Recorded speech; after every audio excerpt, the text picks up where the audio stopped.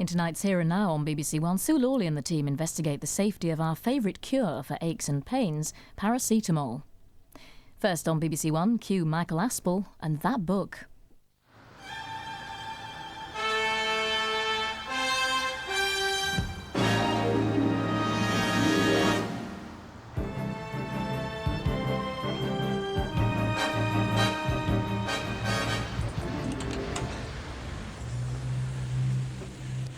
This week I've come to the London Theatre where The Man I'm After has just opened to rave reviews. You've seen the show, have you?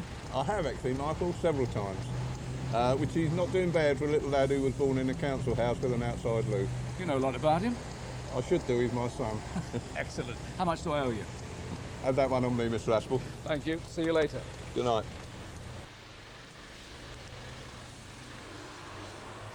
As his dad will confirm, the man whose name is on this book used to sing for pennies on street corners when he was a little boy, just like the great Al Jolson did when he was a kid.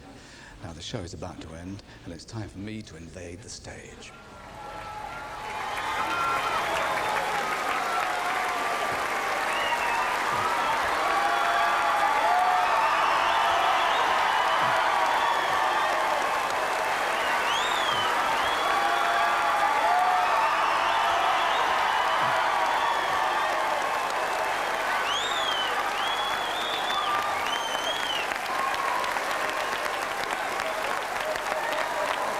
Hello, Brian.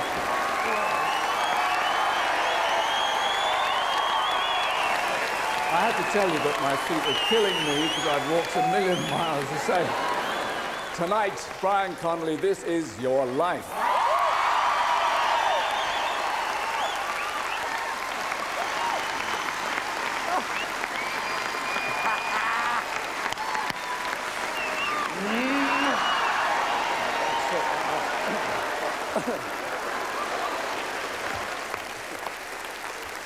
Actually, I like that. Well, we're going to... I can't believe this. Going to turn it round, put the seats in, and do it here, as they say. Oh. I've only kissed him once, so I'll get that, you know.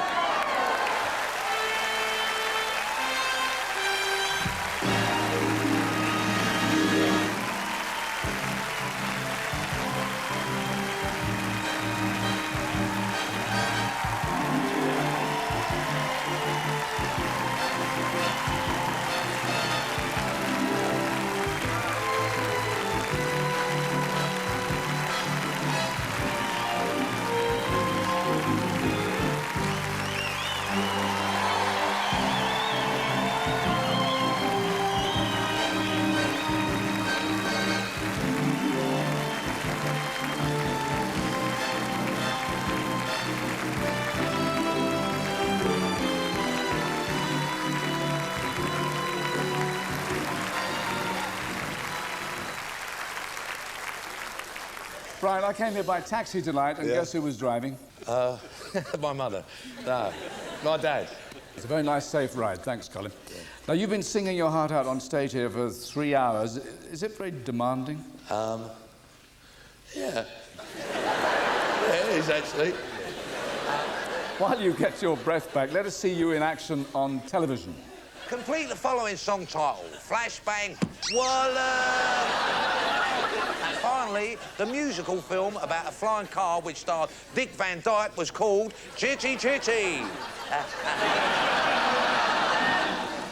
Bang, bang! It's a puppet! Is it? It's Eureka. Name is Wolf Pillock.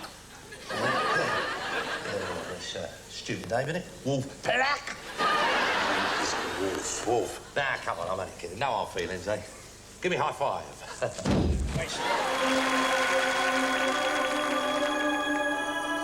Good evening. I am Septic.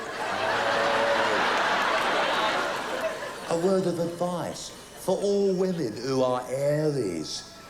You can get cream to remove it.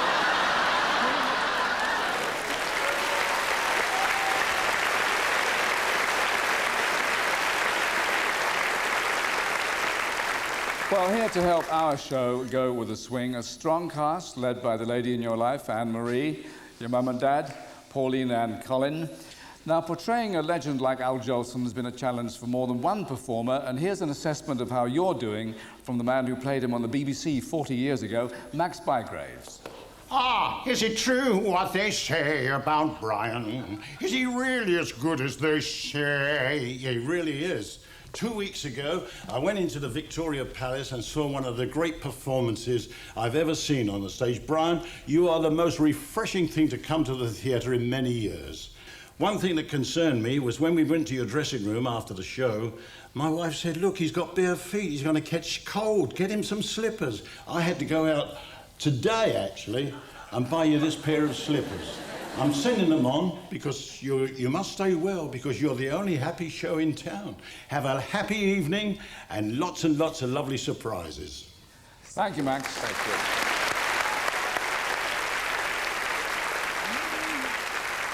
Now, from Jolson, the musical genius, to a musical genie now, and someone who cast a spell on you more recently. When I first knew you, I was a trainee genie. But look at me now. I'm a fully fledged fairy. Your former co-star in Aladdin, the Genie of the Ring herself, Britt Ekland. Oh, yes.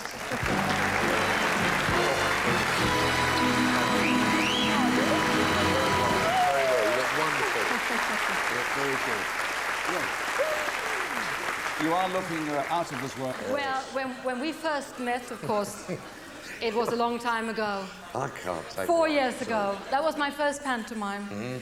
And you taught me everything. Oh. Everything. Now, leave it. All right, love. All right, leave it.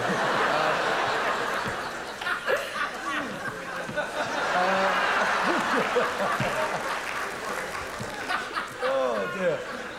No, it was good, yeah. And we did have a good time. Yeah. And look at me, I am a fairy. I'm a full fairy Bowbells. Oh, really? No, it's just lovely to be here. Lovely to be here. Thanks, darling. I think we're all pleased. Thank you, Britt, very much.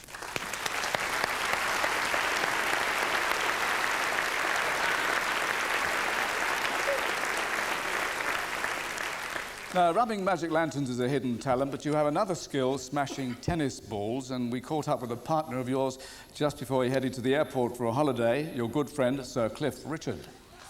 Hi there, Brian. Good evening. I hope you have a wonderful time and congratulations. Do you remember when we first met? In fact, we'd been invited to dinner by a mutual friend, Hugh, Anne-Marie, myself, and some others. And I remember meeting you saying, hello, Brian, do you play tennis? You went, hello, Cliff, no. And I thought, this man is perfect for my tennis tournament. I mean, I do this tennis tournament every year, and of course I like to win it. I can only really win it if I get people who can't play. And believe me, ladies and gentlemen, Brian Conley can't play. Thank you so much for your time. You were a gentleman and extremely generous. The second time we met, and I'll be very brief about this, it was at my place for dinner. And I remember you were really excited because I'd beaten you at tennis. No, tell a lie. You were excited because someone had said to you that you would be playing Jolson. And you couldn't wait to get into the whole musical scene. And I was so thrilled when I read the reviews, because they really were fantastic. I then saw the show and realized that it was absolutely deserved. You were brilliant to watch, you gave me a wonderful evening, and if this is your life, I know there's tons more to come. And if you could fit me in sometime in the future with some more tennis, you'd be very, very welcome. I mean, ladies and gentlemen, how do you beat someone who plays with a racket like this? It's a racket. Thank you, Cliff. Well, Brian Paul Conley, this is your life. You earned your first round of applause in the delivery suite at London's Paddington General Hospital on Bank Holiday Monday, the 7th of August, 1961. The nurses nicknamed you the Beatnik because of your long, black, spiky hair. Now, Colin, when did you realise, you and Pauline, that Brian wanted to do this for a living? Oh, I think our first indication was when Brian was nearly 3 years old and we were on holiday a place called White Horse near Chichester in Sussex. And we were in the clubhouse one evening listening to the band, which was playing Glenn Miller music, and suddenly Brian was missing. We were frantic looking for him. The band was in full swing. The brass section were just standing up to do their party piece when I suddenly noticed I had an extra member at the end of the line. He was a little bit shorter than all the others, mimicking the trombone player. And we knew then he was 2 years and 10 months old that we had a showman on our hands. Excellent. Cheers, then.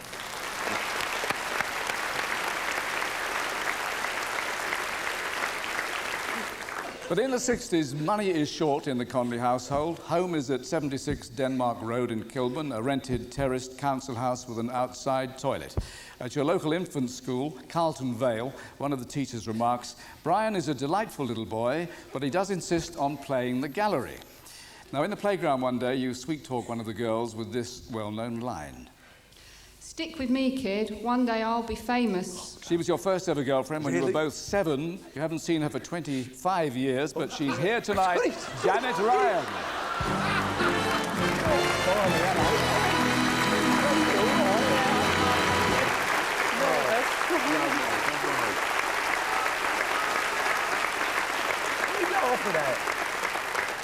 Janet, how did the chat-up line work? It worked because I believed him. We became very good friends, inseparable. Good kisser. Yes? After school, we used to go back to my place. It was very innocent because we were only 7. And he had a lovely singing voice, and my mum and dad would give him 2 shillings for a song. And even then, he was positive he was going to be famous. And he turned to me one day and he said, "You watch me, Janet. I'm going to be on This Is Your Life." Well, thank you, Janet. Thank you, Charlie. Thank you. Despite your self-confidence, you are quite superstitious, aren't you? Yeah, with certain. Yeah, I wear. If I'm doing if I'm doing a big show, I always have to wear. I look at Henry, blue underpants. And yeah, if I've got a big show, I always wear blue underpants. And what? What's wrong with that? I've got blue on tonight, though. I have. No, I always have blue. Look, there. Well, that's enough. And I like the lucky number 3. And my other one is weird because I sort of tend to touch feet. I always touch feet with 2 hands, don't I? If I might get a cup, I always have to put the other hand there. So, that's superstitious. Yes. Oh, yeah. Yeah, I am. Right, Mike. Thank you. Nasty moment, there. No. You were out of luck in 1975 when your parents got a letter. It was from your old headmaster at Wembley High School. At the time, you were aged 13, and it cautions you for disruptive behaviour in the classroom and failure to bring books to lessons. But what no one realises at the time is that you suffer from dyslexia. Yeah, and presumably... Anorexia. No, dyslexic, yeah, I am. Yeah. And you presumably... What it said was, presumably you still do you? Do what? No, I am. I can't appreciate alphabet soup. Yeah, I'm terrible at it. But I do a lot of work for the ZJY, the Royal Dyslexia Association. So think about it. One teacher takes you under her wing and she puts you in a school show. Mm-hmm. I remember your head only came up to your leading lady's shoulder. The teacher you knew as Miss Griffiths. Mm-hmm. Oh, dear. Oh, that's really funny. How you done? Oh, good to see you. Yeah, congratulations. Betty, young Brian needed encouragement. Brian never needed any encouragement to sing. I remember the whole of the first year cheering you when you sang Santa Lucia. Oh, dear, yeah. I was the head of the music department of Wembley High School in London at the time, and I cast you as the lead in the annual school show. There was some opposition from the other members of staff because you were having trouble with your classwork, and we were having trouble competing with you with your comic talent in the classroom itself. The school show was Yeoman of the Guard that year, and you played Colonel Fairfax. You had a very powerful voice, and you filled the hall with that voice without a microphone. And everybody listened when you sang, and they still do. Thank you, Betty. I said to your parents that I thought you'd make a star, and I would like tickets for your first television show. That's correct. My wish came true, thanks to your generosity, and so did yours, Brian. Congratulations. Oh, thank you. Betty.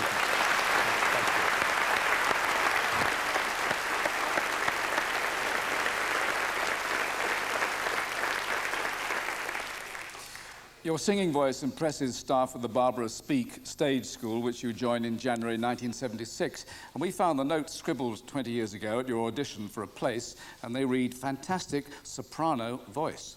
Their author, Barbara Speake, herself cast you in school shows, coached you to win the school singing cup, and helped you to mix comedy with your singing. When you're just 15, the BBC picks the perfect role for your first TV appearance. No. You're cast in the drama serial The Survivors as a novice monk. Mike, customer. Settle him into the barn, will you? Yeah, I won't be a minute. Welcome in peace. Your guns, please. You've been funny, my lad. I'm sorry, sir, no guns. It's a rule here. Away you go, son.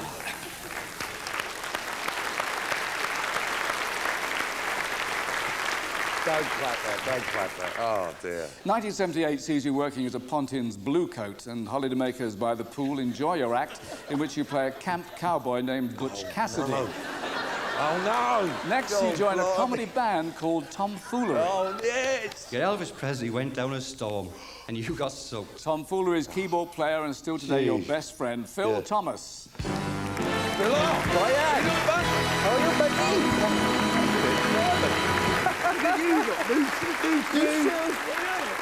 You belt. Oh, well done, mate. So, Phil, fond memories? Fond memories. Dangerous Brian. Fond memories, look at that. All right. Sorry, mate, sorry, Phil. Yeah, fond memories. Go on, then. Go on. Brian featured in the act, Aye. singing and doing impressions and telling jokes. He's very good at that, as we know. We used to do Tommy Cooper, a gay... Thank you very much. Remember Thank the... you. That's funny. That's funny. And the Gay Hulk. Remember the Gay Hulk? Oh, no, not the Gay Hulk. Oh, God. But he used to do a fantastic Elvis Presley. Brilliant Elvis Presley impression. And I'll never forget it when we were doing this clip in Swansea back in '82. And we'd just come off stage, and we're in the dressing room, and there he is, he's still got all his Elvis gear on. And there's a knock on the door, and I opened the door, and there was this Dolly Bird out there. She said, I am a really big fan of Elvis, she said. She said, which one of you did the Elvis Presley impersonation? And a team of wild horses wouldn't hold him back. No, he was out there. Yes, it was me, expecting a kiss and a cuddle. Remember? Yeah, I did, yeah. She said, look, I'm a big fan of Elvis, and this is for taking the mickey. Yeah. She poured a pint of lager over you, didn't she? I was like Fred. Completely soaked. What a waste. Thank you, Phil. Yeah, see you later. See you later. Hello. Now, you leave Tomfoolery after 2 years on the road. You narrowly escape serious injury when your group's transport van is involved in a head-on crash and you're hurled through the windscreen. Yeah. Fully recovered, you're booked for summer seasons in Great Yarmouth and Blackpool, supporting the Grumbleweeds. The Weeds, as you call them, return the favour tonight by supporting you. Also here at the Victoria Palace is the man who's guided your career, your manager and close friend for the past 14 years, Bob Voice. Now, not far away is a different palace theatre. It's where you first clap eyes on another member of your family, known to you as your Irish mum. Hello there, Brian. I hope you're having a wonderful evening, well-deserved, I might add. Sorry I can't be with you, but I wonder if this little picture brings back any memories. Danny at the Palace, 1971. You were all of 10 years old when your family brought you to see me, and afterwards you told your mum and dad that you'd fallen in love with all those tall birds. Well, they happened to be all me. Little did you know then that in the 90s we'd be together in pantomime at Birmingham. Now, you have a great night tonight. Your Jolson was magnificent. All your own voice, all your own acting. On the caption there, one critic said, every other inch a lady, you're every inch a great star, a great British star. Have a wonderful evening. I love you, man. Thank you, Danny.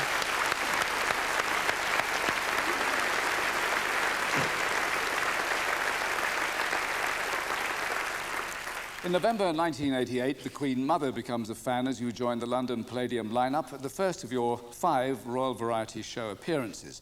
And now a word from your godmother.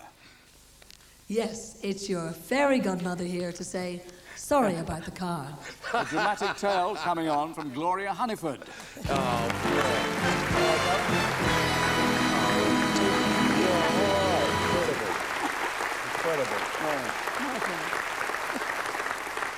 Would you care to explain? Well, it takes a little bit of explanation, I must say, a bit of an Irish explanation, this. We were in Cinderella in Southampton together, my first pantomime, and as Britt said, Brian is great at teaching you everything. And it was such a wonderful time, and as soon as the pantomime was over, I did actually invite Anne-Marie and Brian to dinner. And I was so excited at the thought that they were coming. We had a good gang of people. And so Brian arrived at the gate and rang the bell. Hello, I'm here. And of course, they're electronic gates, so of course I pressed the button and I forgot to tell him that Irish gates open outwards and not inwards. So his wonderful, brand spanking new, very expensive BMW was mangled. However, he was such a gentleman, he didn't even tell me until about, what, 2 months later? I was so in awe, because I come in, all the bumpers all bent and everything else, because at first I'd only met Chloe a couple of times, and I was going, "Go, the car," she says, "Oh, yes, get some more Volvo, go, the car, she's crushing it." And of course I've come in, and I was just, shout about the car, and then there's Cliff, and I was, Anyway, there is a very good reason why the gates do open outwards, but it's a much too long an explanation. I hope you have a lovely night, Brian. Thanks for coming tonight. Thank you. Gloria, Lovely to thanks. see you. Thank you.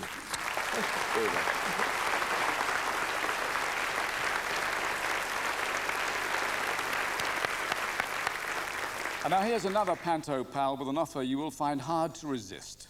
Do you fancy a nut? Yes, while you think about that, I'll introduce Gareth Hunt. Oh, Gareth, cut on my lead.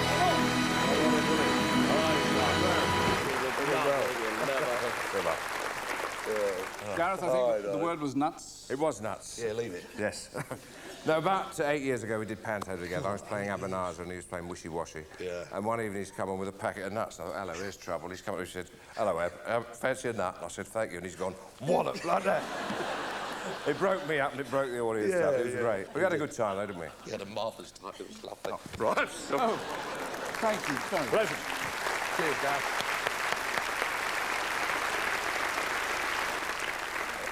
February 1991 brings you official showbiz recognition when the Variety Club of Great Britain names you the year's most promising artist. 2 months later, you live up to that award by making your West End debut in Me and My Girl. Admirers flocking to your dressing room include this man who salutes you tonight from across the Atlantic, Bob Hope. Brian, since you opened for me at the Royal Albert Hall last year, it's only fitting that I open for you when they say, Brian Conley, this is your life. And what a life you're having. Success after success. And you're so young, too. To paraphrase the words of the band you're playing so wonderfully well on the stage in London, we ain't seen nothing yet. Here's looking at you, kid, and have a great evening. Thank you, Bob Hope. Now, Me and My Girl is a great success, but it's TV work that now starts turning Brian Conley into a household name. You're offered your own series. Your comedy cameos include National Lottery fortune teller Septic Peg and your wicked children's TV presenter Nick Frisby.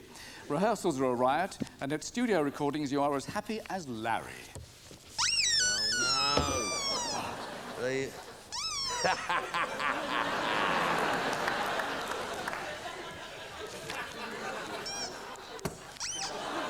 It's a puppy!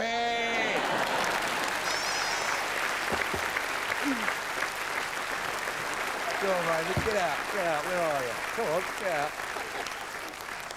The hand behind Larry is Ray Tizard. Ray Tizard. Right. Now, one of your most popular creations is Dangerous Brian. John Sachs, you're his straight man. Is Brian ever real danger? I'm glad you said straight man, Michael. When doing Dangerous Brian... you laughing at? When doing Dangerous Brian, the only real danger was the danger that I'd remember my lines. But you're right, he actually got chucked around a lot, and he was all right as long as he landed on his head. Larking about at work can be dangerous, but you're not always safe on holiday. Especially when I decide to be evil Wurzel Gummidge. To reveal some of your most personal secrets is Bobby Davro.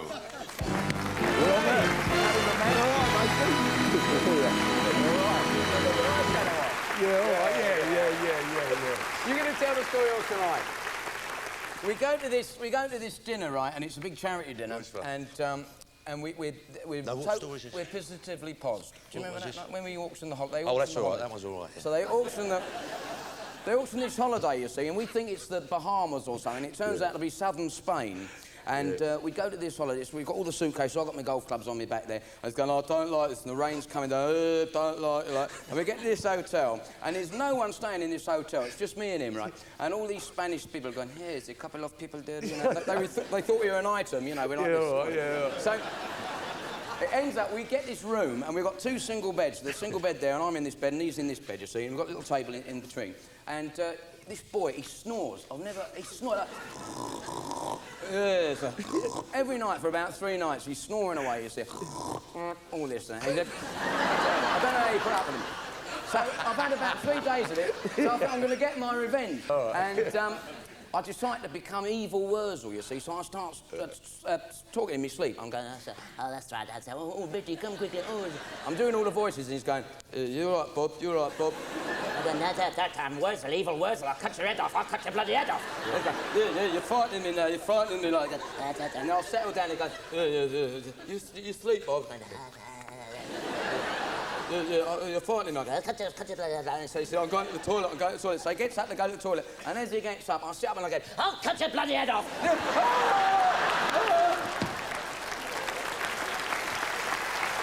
Oh, no, I have to say, I've got to say one. Oh, let me say one. All right. Yeah, no, the best one.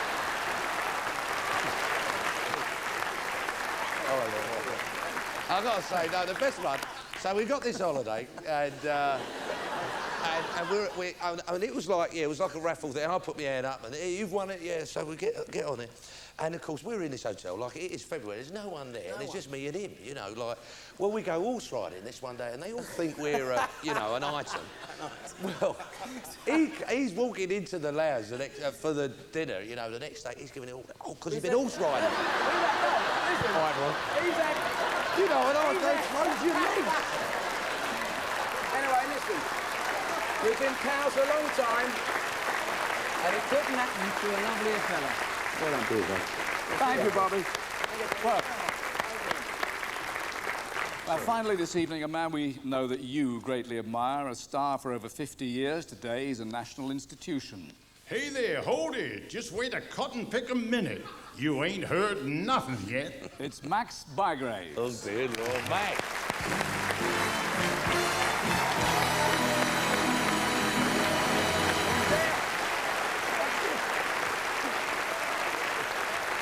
Did I put them on? Did I put them on? Well, yeah, that's right.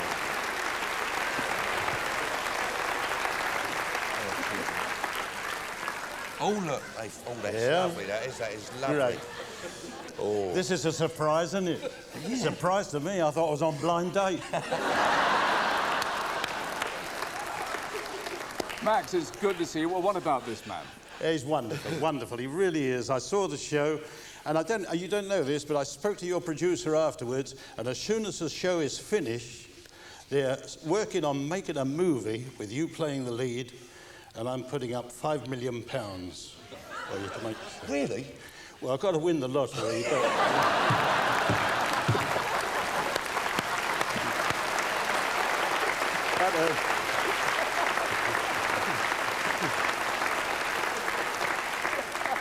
He's great, ladies and gentlemen. You won't see another performance like this for a long, long time. And proud of you, proud of you. Brian Conley, this is your life. Cheers, thank you very much. Cheers, man. Thanks for the snippet.